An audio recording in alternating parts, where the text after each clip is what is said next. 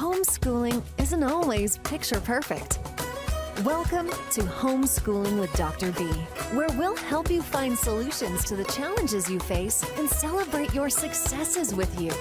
Now, please welcome your host, Dr. B. Welcome, my tenacious homeschool tribe.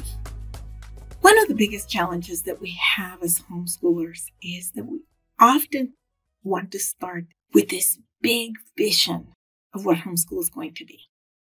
And I think part of it is we have a vision for our children's future.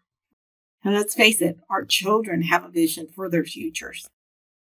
My homeschoolers, when we first started homeschooling, had an idea that they wanted to attend MIT and Harvard, which are totally doable.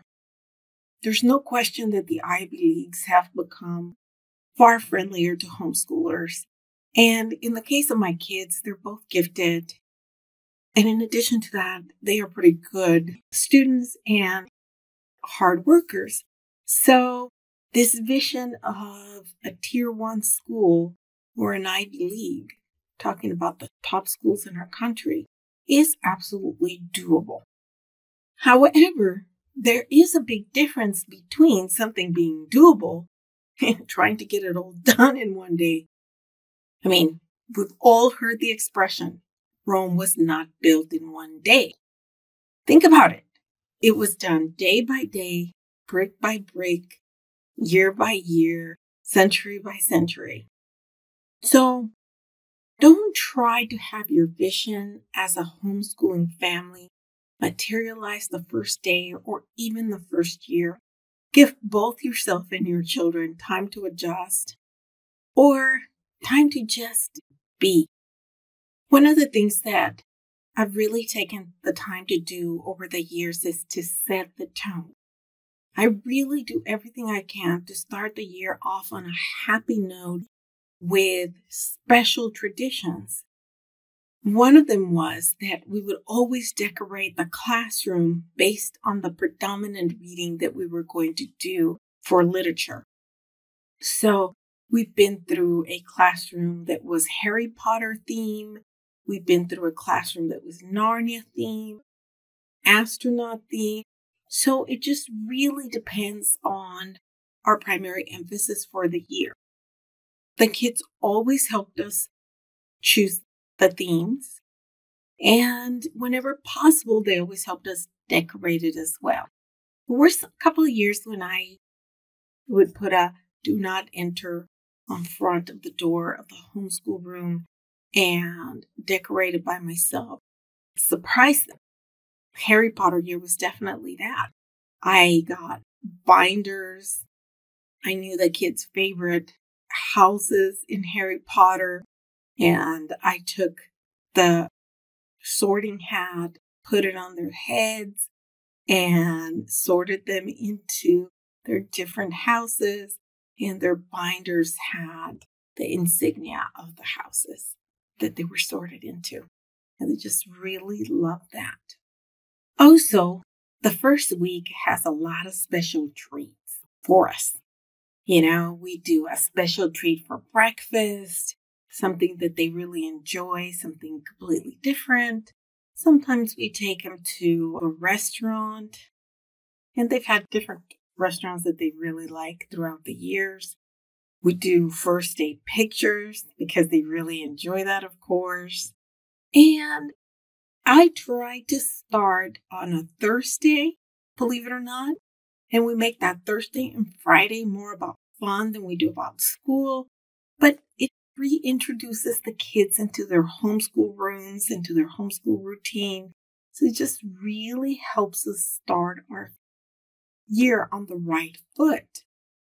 This also really gives me the opportunity as their mom and homeschool teacher to reestablish routines. Because for us, in our situation, routines set the foundation for a solid homeschool experience. When my kids know what to expect and when they know what's expected of them, it's easier for them to succeed. So those first couple of weeks, I really work on reestablishing routines to make it easier on them. It doesn't mean that I don't change things throughout the year.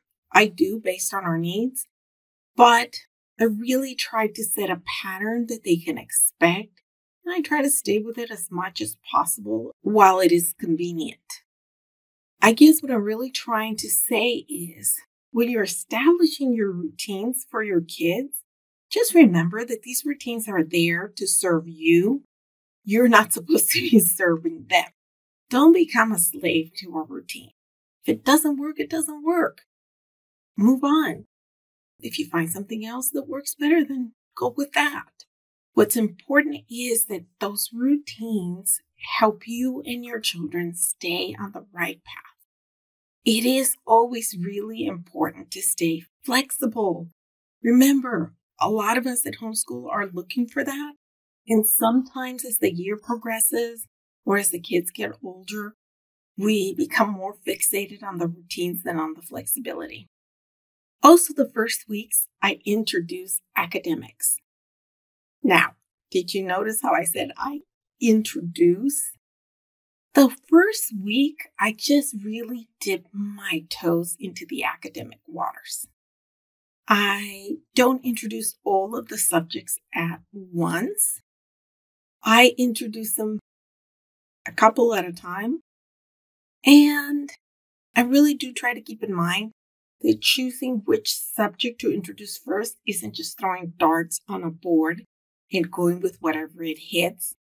I really try to remember what my kids' priorities are and start with the subjects that are most important to my family, just as you should start with the subjects that are more important to you. Because, for example, despite the fact that I really like to have fun those first weeks, I usually begin by reestablishing our math routine. Now, our math routine has worked so well for us throughout the years that it hasn't changed, I'm going to say, in the last 3 years. But just getting the kids restarted. But it's always one of the things the kids and I dread the most, starting math again. I have some good mathematicians, but no math lovers. So, it's important for us to restart as soon as possible with the math routine and to stay on pace. And then throughout the week, I start introducing 1 or 2 subjects, or adding them onto our schedule. When the kids were younger, I would introduce 1 subject a week until we had it all together. And usually the way that I did that was I always introduced math because math has been a priority for our family.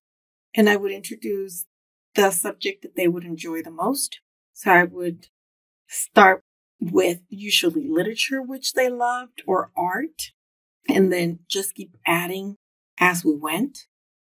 There is no question that it is very tempting to just jump in with both feet, but that doesn't always lead to a smooth start, let alone a smooth school year. And this is especially true in the elementary school years. The slower you start, the better your year will be. Another thing that's important in the beginning, at least for our family, is to keep the days light and short. I don't introduce the full range of assignments right away. And I do everything I can to keep our homeschooling day light. And then it's pool time, park time, whatever time, because we've gone from doing nothing back into homeschooling, doing something every day. So I try to keep it light. Now, as I said, this is a lot easier when the kids are younger than it is as the kids get older. And now our target has become more fixed. We know, or we have an increasingly better idea of what universities they're going to be attending. Additionally, what I tend to do in those first few weeks is practice skills that allow them to build up their confidence. So I don't hit them with anything too difficult at the beginning. Just start light and easy and then increase the level of difficulty as we go. because if they start off confident, they usually end up confident. I have definitely found with my children that setting the tone is ultra important. One of the things that we usually discuss at the beginning of the year as well is how important it is to make mistakes when we're learning. If we're not making mistakes, it means we have learned the material. It means we're no longer being challenged. So it is important to make mistakes. It is important not to behave as though that mistake is detrimental to the learning process. So as the years have gone by and we've discussed this over and over again, it does get easier for the kids to make mistakes. I do have one daughter that's kind of done a backward somersault, and somehow she's back to being absolutely paranoid of making any mistakes, and she will even tear up as the mistakes happen. So definitely for her, as well as for my own sanity, it was important for us to restart that process of remembering that it is important to make mistakes, and making mistakes allow us to know what we need to learn, what we know, what we don't know, and making mistakes is very important to the learning process. I have taken different approaches to homeschooling. I've been doing this for a long time now, and I have tried it both ways. The full jumping, both feet forward, be totally gung-ho first day, just start with the schedule, and the slow process of reintroducing homeschooling. I mean, one of the benefits of homeschooling is that we can change how we do things, we can choose how we do things, and we can flip-flop. One year we can start slow, another year we can go faster. What I have found overall is that a slower pace always works better for my kids, even as they get older. You know, for some reason, there's a lot of anxiety at the beginning of the school year. Am I going to be able to meet the new challenges? Oh my goodness, I'm a high schooler now. Everything counts. Now universities are going to be looking at my work and my transcript. So this year it became more important than ever to start on the right foot, to build up confidence, to become comfortable in our new stage of homeschooling, high school, and, just take a breath and move forward. Now, this year, for some reason, it felt like I didn't have as much control as I did in the past about our pace. And I think it had a lot to do with all the extracurriculars that my kids are involved in, and the fact that I have 2 out of 4 kids choosing to go to a traditional educational setting. So things definitely had a different feel to them. Regardless, or maybe because of it, I really found myself pulling back and saying, okay, well, we have to slow down. And frankly, this year we came to a dead halt because my ADHD child was having a lot of problems. So we decided to stop for 2 weeks. There's nothing as important for me as my children being comfortable in their own skin and developing not just their academic abilities, but also evolving as a person. And given her specific situation, she needed a break. She needed time to breathe. She needed to readjust. And as a result, we are taking that break. As I said, the benefits of homeschooling is that you can be as flexible as you need to be or as you want to be. Remember, life can be overwhelming, but homeschooling doesn't have to be. And don't forget, we just started a homeschooling support group on Facebook. You can find us by searching for Homeschooling with Dr. B, or going directly to our website for links and resources.